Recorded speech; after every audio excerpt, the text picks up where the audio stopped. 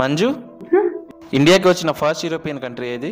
ఇండియాకి వచ్చిన first European country Portuguese. దాని తర్వాత డచ్ వారు, బ్రిటిష్ వారు, డేన్స్ వారు అండ్ లాస్ట్ కి ఫ్రెంచ్ వారు వచ్చారు. మరి యూరోప్ కంట్రీస్ యొక్క మొదటి వర్తక స్థావరాలు ఏంటి? అయితే పోర్చుగీస్ వారి మొదటి ప్రధాన వర్తక స్థావరం కేరళలోని కాలికట్, డచ్ వారిది మచిలీపట్నం, బ్రిటిష్ వారిది, ఫ్రెంచ్ వారిది సూరత్ అండ్ డేన్స్ వారిది తమిళనాడులోని ట్రాంక్వివార్. పోర్చుగీస్ గవర్నర్ వ్యవస్థ గురించి కూడా కొంచెం చెప్పవా? అయితే పోర్చుగీస్ మొదటి గవర్నర్ ఫ్రాన్సిస్ డి అల్మిడా. ఇతను బ్లూ వాటర్ పాలసీని ప్రవేశపెడతాడు. రెండవ గవర్నర్ అల్ఫాన్సో డి అల్బుకర్. ఇతను బ్లూ వాటర్ పాలసీని రద్దు చేస్తాడు. And third governor Nuno da Cunha. ఇతను పోర్చుగీస్ ప్రధాన వర్తక స్థావరాన్ని కొచ్చిన్ నుంచి గోవాకు మారుస్తాడు.